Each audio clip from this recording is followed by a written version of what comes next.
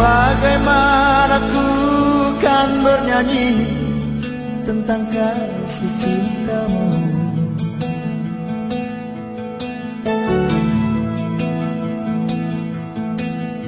Dapatkah ku rangkai puisi tentang pengorbananmu?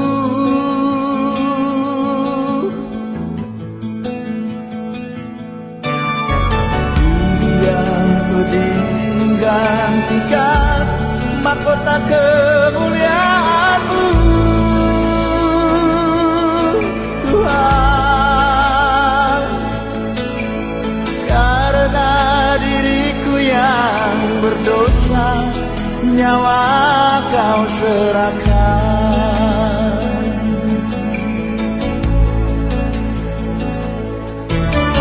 Kau balut luka di hatiku dengan kasih yang penuh.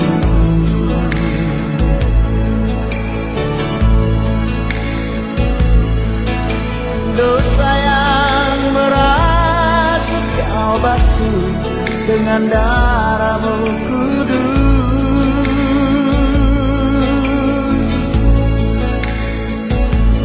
Salam. Salam.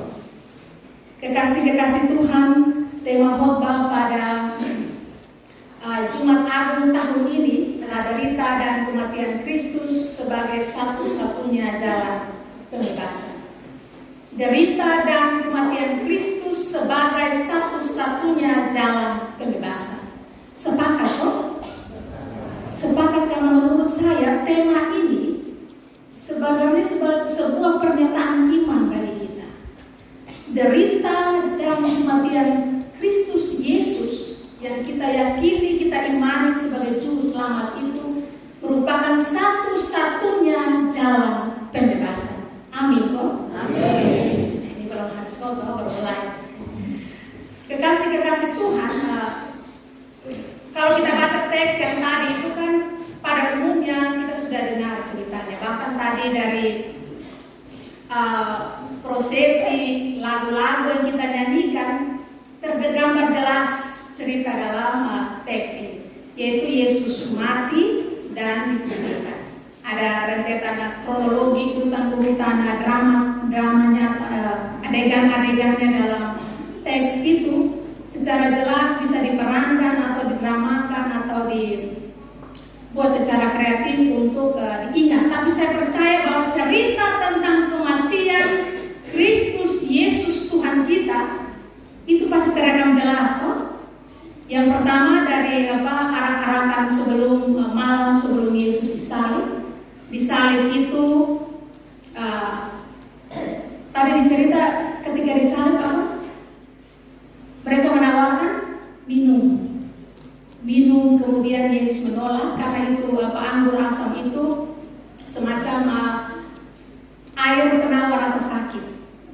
Yesus menolaknya karena mau benar-benar memberi diri untuk misi keselamatan itu. Kemudian sampai pada ia menyerahkan nyawanya, sebelumnya dia berkata sudah selesai. Misi keselamatannya sempurna, dikerjakannya dengan taat sampai mati. Setelah itu dibawa oleh Yusuf Arimatea dan dibantu juga oleh Nikodemus setelah mereka minta ke Pilatus untuk dikuburkan. Kalau kita lihat secara sepintas cerita itu sederhana. Tapi kekasih-kekasih Tuhan, kalau kita menghayati benar cerita itu sungguh luar biasa. Karena itu merupakan pegangan iman kita. Yesus mau mati bagi kita melalui jalan derita, jalan sengsara, derita sampai mati. Jadi kalau dilukiskan, kita berseteru dengan Allah, kita sebagai manusia dan Allah. Maka Yesus sebagai pendamai, dia datang sebagai juru selamat itu membangun jembatan untuk kita dihubungkan dengan Allah. Mungkin itu cerita-cerita minggu-minggu sengsara sudah menuju ke situ. Tapi yang jelas bahwa Yesus melalui jalan derita sampai mati untuk keampunan dosa kita, untuk kelepasan kita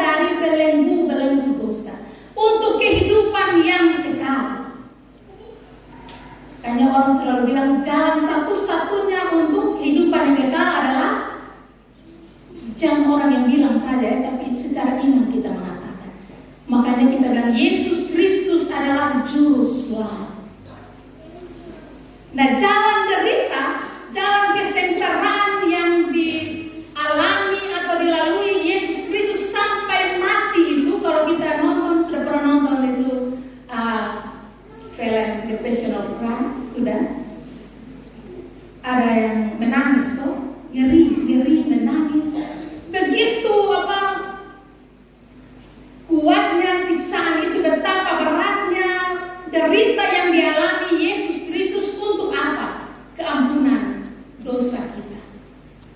Sehingga tadi ada lagu tuh ketika kami prosesi, kemudian lagu dalam liturgi tadi terdengar. Penderitaan yang sudah Yesus lalui itu, kalau dikembalikan kepada kita, kita lihat, kita punya pernyataan kan bilang, dengan apa kan balas. Itu saya ketemu. Itu saya yang bisa potong omong, atau itu saya yang bisa potong hayati dan potong lakukan. Tuhan sebegitu besarnya, sebegitu dahsyatnya pengorbanan Tuhan dalam kehidupan saya, menyelamatkan saya dengan jalan penderitaan seperti itu. Apa yang saya mau balas? Apa yang saya dapat lakukan? Itu sebenarnya menjadi perenungan dan komitmen kita pada Jumat Agung ini. Jumat di mana Yesus menyerahkan dirinya untuk keampunan dosa kita, untuk kelepasan, untuk pembebasan kita. Apa respon kita? Karena itu kekasih-kekasih Tuhan, saya mencatat 3 hal untuk kita renungkan bersama-sama. Jalan derita, jalan salib, jalan yang sudah Yesus lalui untuk keampunan, kelepasan, pembebasan kita dari belenggu dosa. Kita hayati saat ini, dan saya catat ada 3 hal. Hal yang pertama, ini catatan-catatan ini terinspirasi dari bacaan yang tadi ya. Derita kematian Kristus, pengorbanan Kristus yang begitu besar mengajarkan kita beberapa hal. Saya catat 3. Yang pertama, Allah sangat mengasihi kita. Amin. Amin. Allah sangat mengasihi saya. Kalau kita tadi di liturgi itu jelas ya, ayat yang saya kira kita semua pasti sudah hafal itu, sehingga itu menjadi legitimasi setiap dalam setiap kebaktian, hampir setiap kebaktian itu dikatakan. Yohanes 3 ayat 16 bunyinya seperti apa?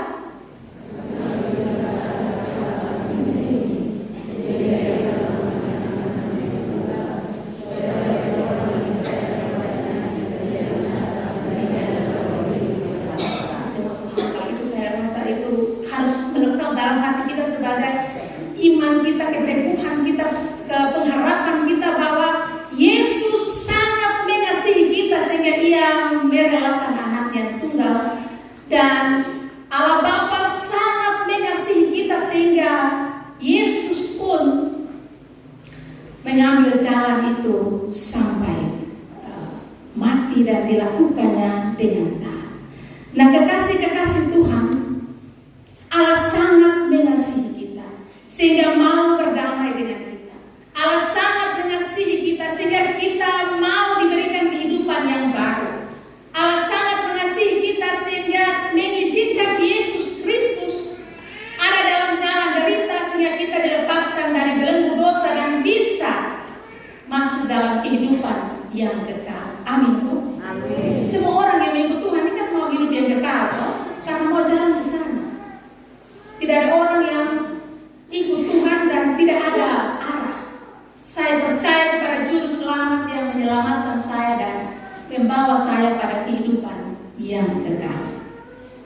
Nah, kekasih-kekasih Tuhan, pengorbanan dahsyat yang dilakukan oleh Yesus, saya tekankan ini berulang-ulang, hanya semata-mata untuk pembebasan, keampunan dosa kita, untuk keampunan dosa kita, untuk kehidupan yang baru dengan Allah. Kalau kita lihat kisah dalam bacaan tadi ngeri ya. Kalau orang baca sepintas mungkin bilang itu Ustaz. Coba alami dulu. Alami itu maksudnya kalau kita yang tergores 1 kali 2 kali dengan benda tajam saja perih. Perih.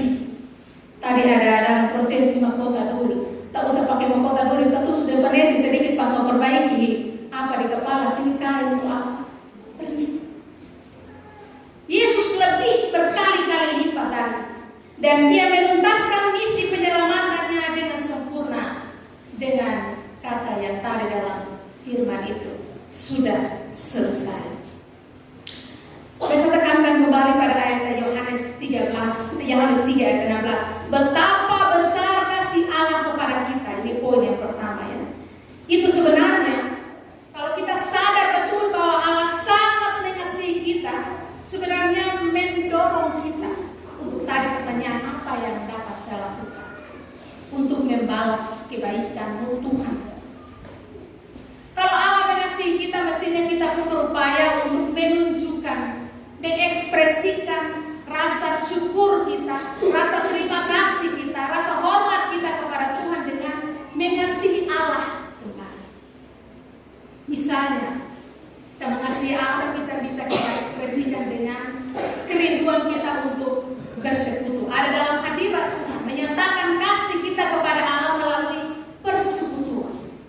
Rajin bersekutu. Itu merupakan salah satu cara untuk kita menyatakan kasih kita kepada Allah. Terlibat dalam kegiatan-kegiatan yang mendekatkan kita kepada Allah.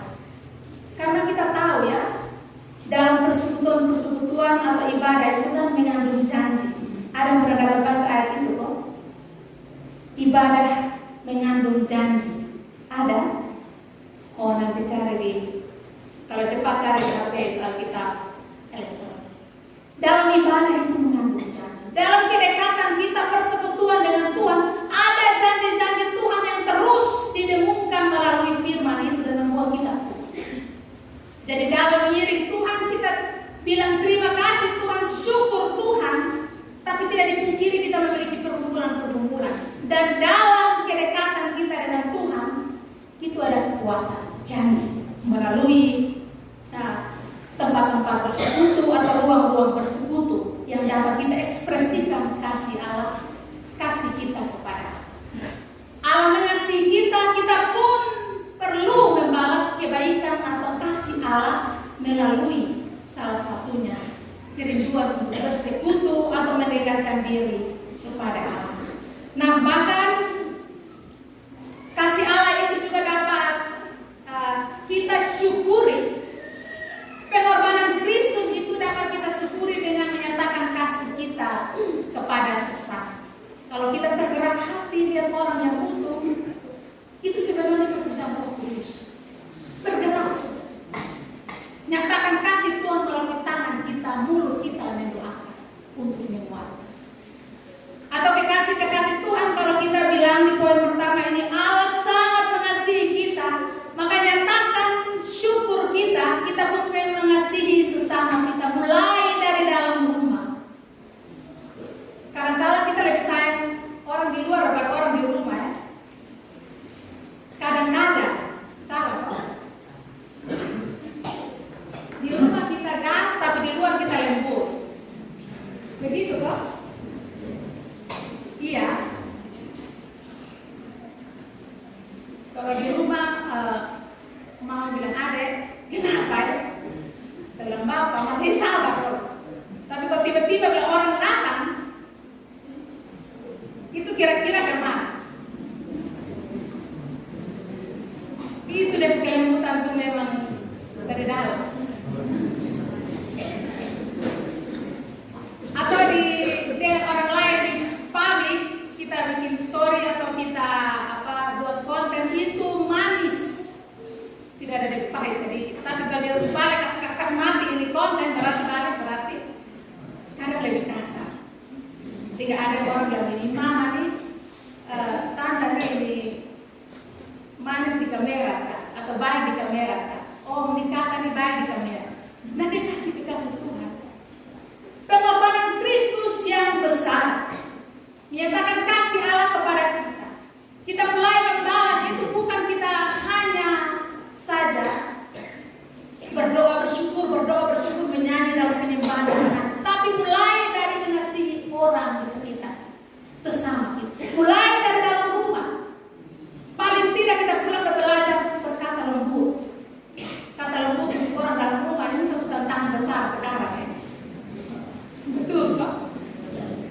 Kita pikir dia tidak punya hati, jadi kita bikin dia, dia saja. Nanti juga dia kasih makan. Biasa, dia itu gampang kasih makan. Nah, mama kadang diam, tapi dalam dia beri istimewa itu bapak nih. Duduk, lembut-lembut masih sekarang. Kok kenapa nih? Kasar. Belajar mulai berkata lembut, tunjukkan kasih mulai orang di sekitar. Sehingga kita keluar rumah itu berhadapan dengan orang-orang yang tidak semacam pakai topeng. Karena kita sangat lembut, menjamu orang dengan kelemah lembutan, mulut manis di luar. Supaya apa? Supaya apalagi kita jalan dengan orang yang setiap hari kita kasari di rumah dan kita lembut dengan orang di luar, itu kan penyakit. Kekasih Tuhan Jumat Agung ini, kalau begini Pak, dia tuh ngomong tarik sama dia. Iya, mengasihi Allah, mengasihi kita mengekspresikan kasih kita berada dalam rumah toh. Dari hal kecil itu kita menunjukkan kasih. Tidak hanya dengan nonton film The Passion of Christ kita menangis, Tuhan ampun berdosa, Tuhan ampun berdosa. Nah sekarang begini apa? Mulai dari dalam rumah atau orang di sekitar. Berlakulah baik, berlakulah penuh kasih. Kemudian juga jangan lupa kasihilah diri. Ingat diri juga saya. Karena kita terlalu menyakiti diri kita, kasih tekanan yang berat, malas urus diri atau malas tata hati dan pikiran. Kita biarkan pikiran-pikiran negatif, pikiran-pikiran yang tidak menentu merusak pikiran kita dan membuat kita sakit. Itu orang tidak sayang diri. Ketika sebenarnya pikiran kita seperti pintu yang mengizinkan hal-hal yang positif dan negatif masuk. Kalau kita kasih izin jadi. Kalau kita tidak kasih izin tidak jadi. Jadi diri kita lah yang menentukan orang meremehkan kita, melecehkan kita, merendahkan kita atau menganggap kita tidak penting. Kita yang berhak untuk menolak kata-kata itu keluar dan menerima. Kalau kita menerima berarti tidak sayang diri, kita merusak, meracuni diri kita dengan hal-hal kata-kata negatif yang masuk ke dalam diri. Karena itu sayangilah diri kita juga. Kalau letih istirahat, capek istirahat dan lain-lain. Itu poin yang pertama ya, kekasih Tuhan. Allah sangat mengasihi kita, karena itu kasihilah Allah, kasihilah sesamamu dan kasihilah dirimu sendiri. Sebagai wujud kita bersyukur atas kehidupan yang Tuhan percayakan, anugerahkan bagi kita, atas pengorbanan Kristus yang sudah dinyatakan bagi kita. Hal yang kedua yang terinspirasi dari bacaan ini juga adalah tetap beriman dan berpengharapan. Tetap beriman dan berpengharapan. Setiap orang yang percaya kepadanya beroleh hidup yang percaya. Amin. Amin. Nah, kekasih Tuhan, saya mengulasnya sedikit tentang tetap beriman dan berpengharapan. Saya buat lebih sederhana. Kekasih Tuhan dalam keadaan sepahit apapun, bahkan hampir hilang pengharapan, kita pasti punya pergumulan hidup, toh? Atau tidak ada? Pasti ada. Selagi kita masih hidup, masalah tidak datang terus. Ini pagi lah, besok lain, lusa lain, dan seterusnya. Ada yang dia sedang-sedang, tapi ada yang membuat kita hampir memutaran nafas saja setengah mati. Ada kembali juga berat. Tapi kita belajar dari Jumat Tuhan ini ya, Jumat Agung, Jumat pengorbanan Kristus di kayu salib bagi kita. Dalam keadaan sepahit apapun, bahkan hampir hilang pengharapan, tetaplah percaya dan melakukan yang terbaik. Amin. Karena kita tidak ada semangat, tapi ada kesempatan berbuat baik di tengah-tengah pergumulan. Dalam bacaan ini kita lihat, kita meneladani Yesus. Dalam deritanya yang sangat, ia tetap melakukan yang menjadi misinya bersama Allah. Ia tetap percaya pada kehendak Allah, padahal jalan yang dia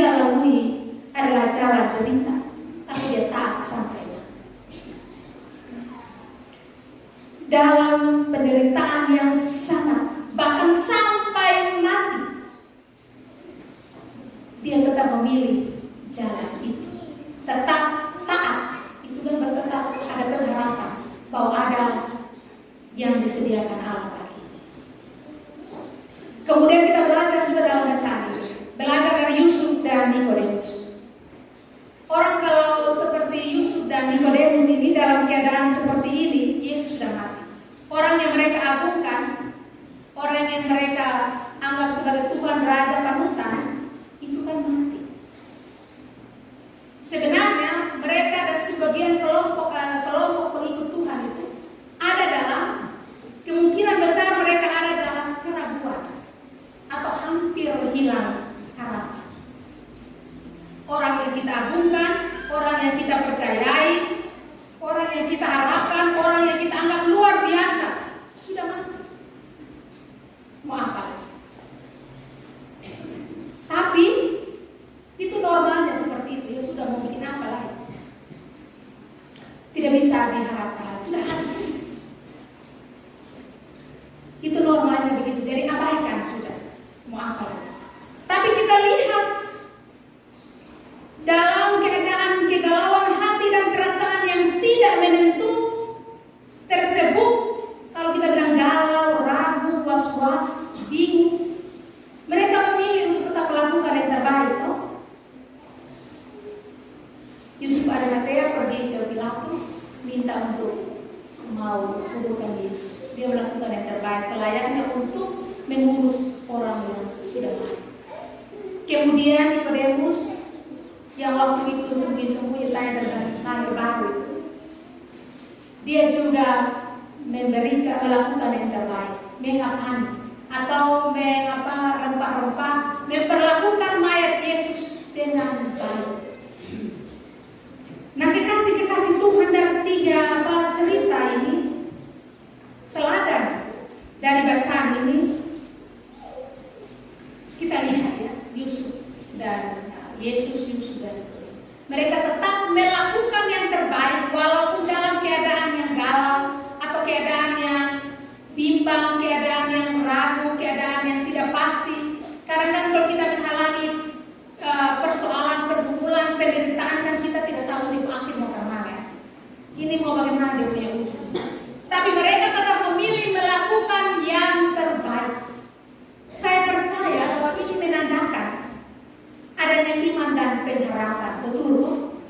Karena ini pasti, biar kita dalam galau, bimbang, ini dua orang ini, tapi saya yakin bahwa mereka punya iman dan pengharapan karena mereka sudah mendengar pengajaran Yesus bahwa akan bangkit, berkata bahwa akan bangkit pada hari yang ketiga. Mereka pegang itu sebagai harapan hidup. Mereka tidak tahu ujungnya sampai di mana, tapi yang penting melakukan yang terbaik dengan berpengharapan. Bukankah hidup kita juga seperti itu, toh? Dalam pergumulan kita tetap lewati dan kita tahu kita hidup ada penolong yang setia. Amin. Makanya orang bisa ilustrasikan bilang kopi itu pahit, tapi orang bisa nikmati sampai habis, toh. Kalau orang suka kopi pahit, kalau sudah tahu pahit, kenapa tidak bisa dinikmati? Tidak tahu pahit, kenapa mau dinikmati? Itulah sebenarnya penggalan kisah hidup kita. Kita nikmati, belanja habis, tapi kita hidup dalam iman dan pengharapan bahwa hidup saya ada dalam penyertaan Tuhan, dan ketika saya hidup dalam kehendaknya sesuai dengan jalannya, ada penyertaan Tuhan dan pertolongan Tuhan itu sempurna bagi saya. Amin. Kalau kita mengakui Yesus Juru Selamat, Dialah penolong dalam hidup. Karena itu kekasih Tuhan, dari poin kedua ini kita belajar di Jumat Agung, penderitaan dan pengorbanan Yesus Kristus ini kita belajar untuk tetap berpegang teguh pada iman dan pengharapan kita. Jangan goyah sepahit apapun hidup, seberat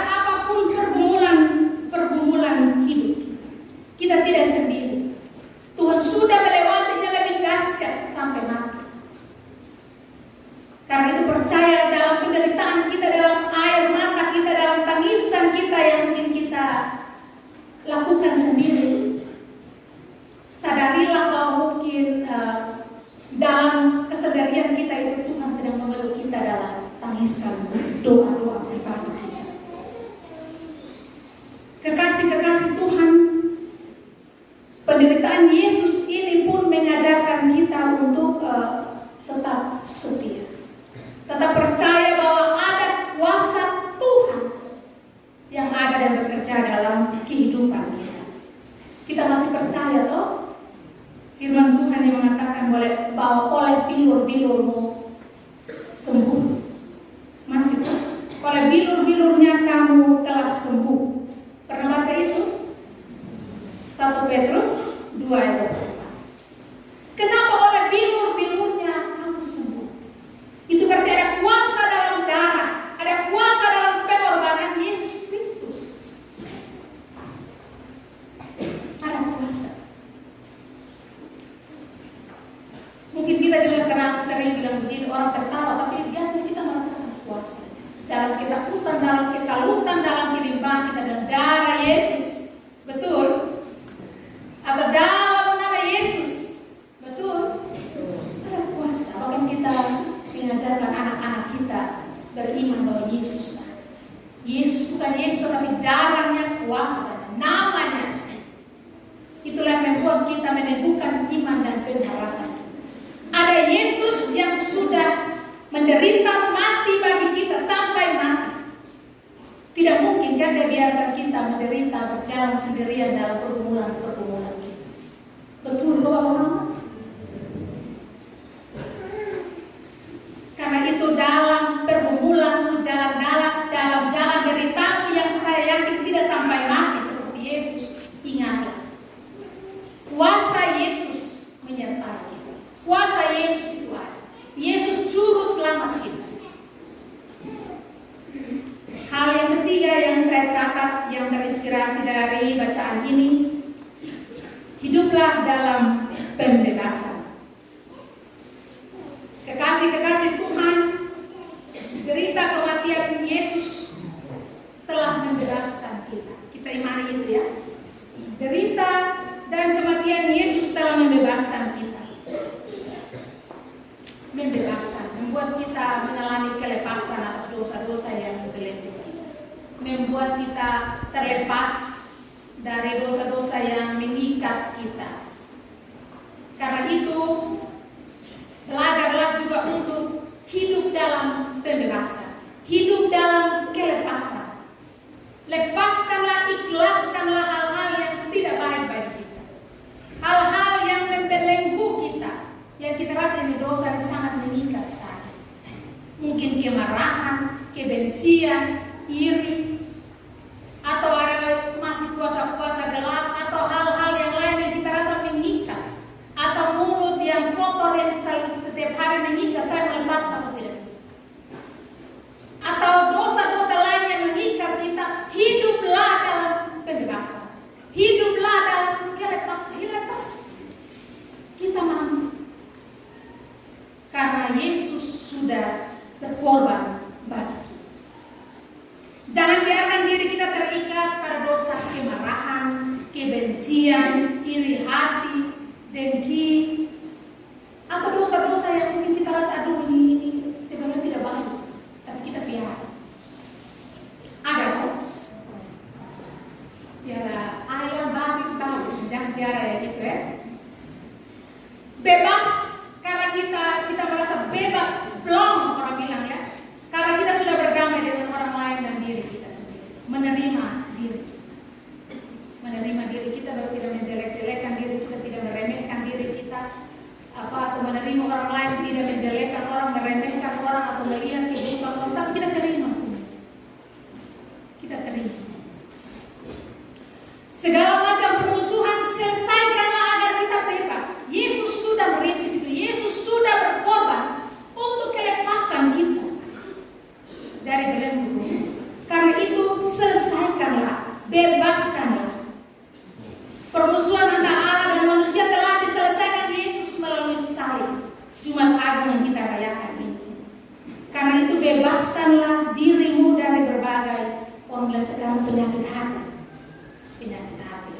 bebaskan, atau hal-hal yang lain yang mengikat, bebaskanlah. Hiduplah dalam relasi yang baik dengan orang lain, lepaskan pengampunan, hidup yang ringan-ringan. Bebas. Kita jalan ke sana enak, kita jalan ke sini enak. Tidak sini dia, tidak sini itu. Kita bohong ini enak, kita bohong itu di situ enak. Karena kita tidak tipu di sini, kita tidak tipu di sana. Yang enak, yang plong, mau melepaskan. Jadi pengorbanan Yesus sebenarnya mendorong kita untuk mau hidup dalam kelepasan. Yesus sudah membebaskan kita. Jadi jangan kita mengikat diri kita lagi dengan dosa-dosa yang sebenarnya kita bisa lepas atau pulihkan. Amin kok? Berjuanglah untuk itu. Jadi dalam perenungan kita pada Jumat Agung, penyaliban Yesus, pengorbanan Yesus, jalan salib yang puncaknya pada kematian Yesus Kristus, kita belajar 3 hal. Dengan apa balas kasih setiamu Tuhan yang telah mengorbankan anaknya yang tunggal untuk diampunan dosa. Yang pertama, kasihilah Allah yang sudah mengasihi kita. Kasihi Allah, diri sendiri dan orang sesama dan orang sekitar. Yang kedua, hiduplah dalam iman dan pengharapan, karena kita mempunyai Tuhan yang penuh kuasa. Oleh bilur-bilurnya saja kita sembuh.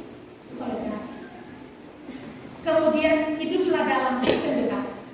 Tuhan sudah bebaskan kita, jangan ikat lagi diri kita dengan dosa. Selamat menghayati kasih Allah yang luar biasa melalui jalan salib dan kematian, dan hiduplah dengan cara yang baru.